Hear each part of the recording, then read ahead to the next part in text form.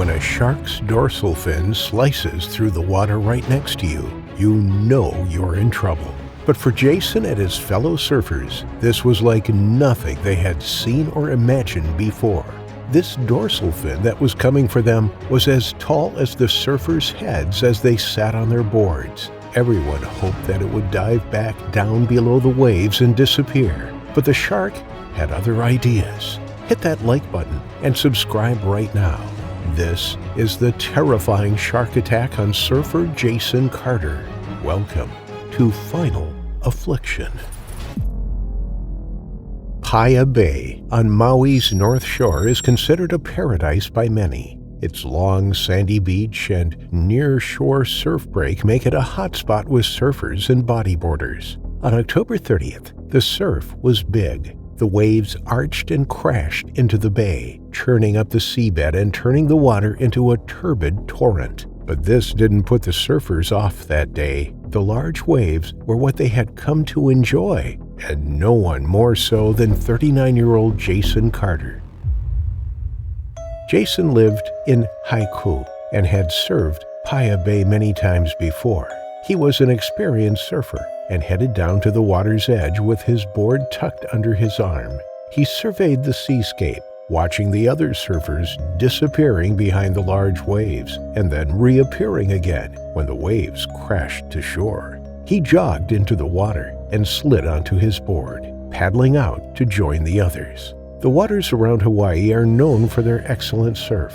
People travel from far and wide to enjoy the waves. Some of the waves are enormous, and a stretch of water that has become known as Jaws or Peahi can reach heights of more than 70 feet.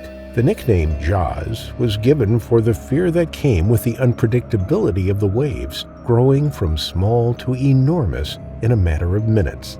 This is the same fear that surfers and swimmers feel when they see a shark in the water. For Jason, it was the latter that sent his heart racing that December morning.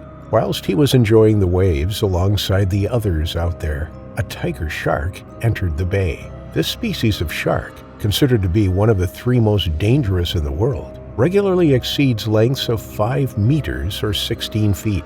This particular specimen wasn't far off that, as it swam undetected below the growing waves. Surfing was something that Jason absolutely loved, but in stark contrast to the board shorts and warm seas, he also loved skiing. He spent many seasons working in ski resorts in both Oregon and Colorado. His love for the outdoors and for adventure had been instilled in him since he was a young boy. Now, as he took to the water, he had no idea that he was surfing his final waves.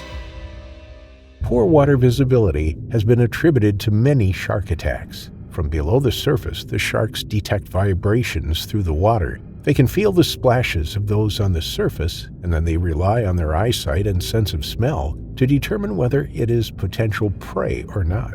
The tiger shark swam towards the swimmers. It swam in for a closer look. There had been a shark attack in the exact same place the year before in 2022. A 51-year-old French tourist was attacked in Paia Bay by a shark.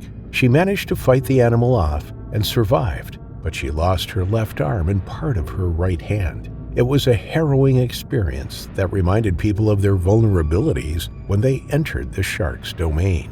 But sharks were the last thing on Jason's mind that day as he caught the waves. With their eyes focused on the next waves as it grew behind them, nobody noticed the huge shadow of the tiger shark approaching. It was only when the terrifying dorsal fin emerged through the surface of the water that the surfers realized the danger they were in.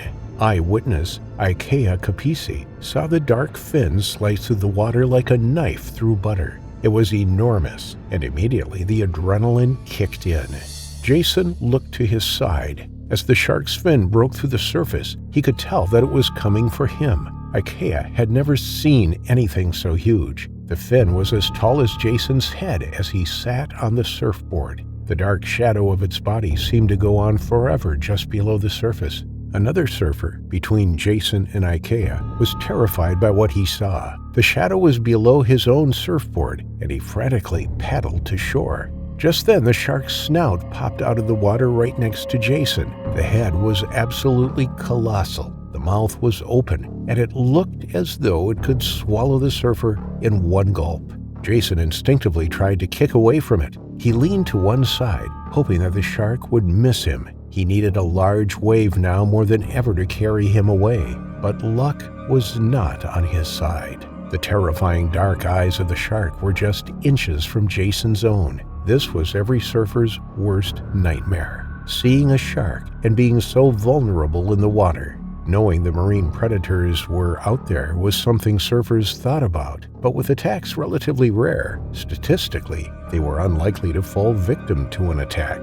In less than a second, the shark clamped its jaws around Jason. The serrated teeth tore through skin and muscle, dragging him off his board and into the water. At that moment, Ikea had to leave. The terror that filled him was overwhelming. He couldn't help Jason. The shark was too big. The best he could do was make a dash for shore and summon help. He paddled away, heading for the beach. As he did so, he heard the desperate cries of Jason behind him, the cries that were begging him for help. It was a sound that would forever haunt him. Had he made the right decision?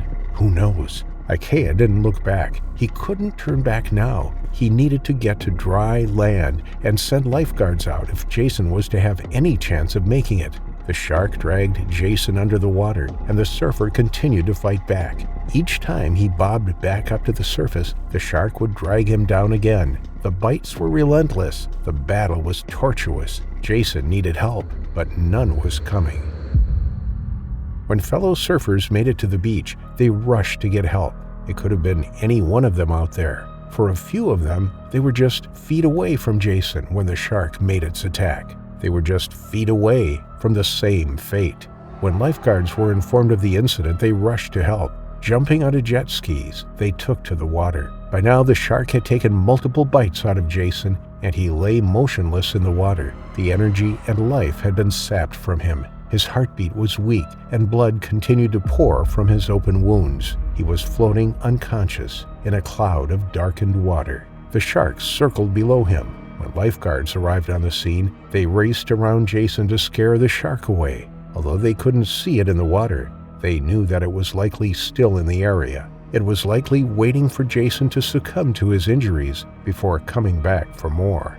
With the commotion created by the jet skis, the lifeguards felt it was safe to reach into the water and pull Jason aboard. He didn't respond. They powered towards the shore and skidded up onto the beach. The emergency services had already been called and were on their way. When Jason was laid down on the sand, it was a rush to try and stem the bleeding. The nature of his injuries have not been disclosed, but witnesses reported the enormous shark biting down on Jason several times. When he was stable enough to be moved, Jason was placed into an ambulance. He still had a faint pulse by the time he arrived at Maui Memorial Medical Center. Surgeons and doctors fought to keep him alive, but later that day, he passed away. It was a truly horrific attack that sent shockwaves through the local community. Jason was someone who lived life to the fullest. He loved the outdoors lifestyle that living on Maui afforded him, but ultimately, it cost him his life. If he hadn't entered the water that day, if he had caught a wave moments earlier, or if he had been in a different spot, then the outcome likely would have been different.